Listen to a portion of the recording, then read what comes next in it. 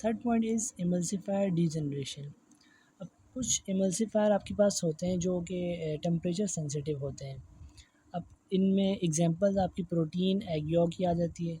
अब कुछ natural emulsifier को जैसे हम हीट प्रोवाइड करते हैं तो उनकी वो जो हैं ज़्यादा हीट की वजह से वो डीजनरेट हो जाते हैं, और यही डीजनरेशन जो है जिसकी वजह से जो इमल्जन में जो है वो आपस में वो जुड़े नहीं रहते और अनस्टेबिलिटी जो है वो फॉर्म कर जाती है।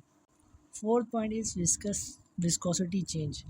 अब कुछ हम लोग जैसे ही हीट को इंक्रीज़ करेंगे तो जो मॉलिक्यूल्स के दरमियान जो विस्कोसिटी होगी वो थिन कर जाएगी, लाइक वो जो मॉलिक्यूल का जो कंपाउंड होगा वो लेस विस्कस होता जाएगा, जिसकी वजह से जो उनके जो ड्रॉपलेट्स होंगे वो मूव फ्रीली कर पाएंगे और उसका जो चांस ऑफ कंबाइनेशन है वो इंक्रीज़ कर जाएगा।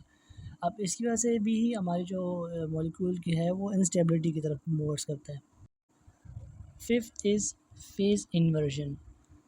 अब जैसे ही हम अपना टेम्परेचर इंक्रीज़ करेंगे तो एक एक्सट्रीम टेम्परेचर पे जो कुछ इमल्सिफाइंग की टाइप्स होती हैं वो अपना जो फेज़ इन्वर्जन है, लाइक वो अपना जो एक फेज़ बनाए हुए हैं जैसे ऑयल एंड वाटर का, तो वो चेंज हो जाता है। लाइक फॉर एग्जांपल अगर हम ऑयल में और वाटर का एक इमल्जन बनाएं और उसको बहुत ज़्यादा हीट करें तो उसमें जो वाटर की नेचर होगी वो बहुत ज़्यादा हीट होने पर इवापोरेट हो जाएगी, जिस वजह से उसका फेज़ इन्वर्जन है वो चेंज हो जाता है और वो प्रोडक्ट को डिस्ट्रॉय कर देता है। और इसी इसी के चलते हुए अब वो ऑयल इन वाटर से वाटर इन ऑयल हो गया है, लाइक।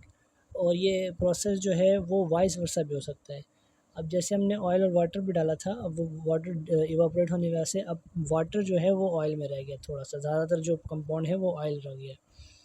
प्रैक्टिकल एप्लीकेशन की बात है तो एप्लीकेशन हमारे पास फूड इंडस्ट्रीज़ में ये प्रोसेस यूज़ होता है कि स्टोर किया जाए अपने एमल्सिफाई प्रोडक्ट को। एक एग्जांपल है मायोनीज़ और सलाद ड्रेसिंग की है कि हम उसको एक एप्रोप्रिएट टेम्परेचर में ही स्टोर करते हैं ताकि उसका टेक्सचर और टेस्ट जो है वो मेंटेन किया जाता है। अब फार्मास्यूटिकल में बात है तो इमल्जन बेस्ड ड्रग्स जो है वो बहुत नेसेसरी कि उनका टेम्परेचर जो है वो एक स्टेबल तरीके से इंश्योर किया जाए ताकि अब डोजेस जो है उसको कोई चेंजेस ना पहुंच सके। कॉस्मेटिक में ये लोशन एंड क्रीम्स में फॉर्मूले में यूज़ होता है कि अब जब हम उसको स्टोरेज की फॉर्म में जब उसको स्टोरेज की डायरेक्शन में ले जाएँ तो उसकी जो एप्लीकेशन है, जो उसके यूजेस हैं वो टेम्परेचर पर रिएक्ट करके चेंजेस ना आ सकें। तो ये इसकी प्रैक्टिकल एप्लीकेशन थी। कंक्लूजन हम यही कह सकते हैं कि टेम्परेचर का जो इफ़ेक्ट है वो इमल्जन में बहुत रोल प्ले करता है, एक इंपॉर्टेंट रोल प्ले करता है।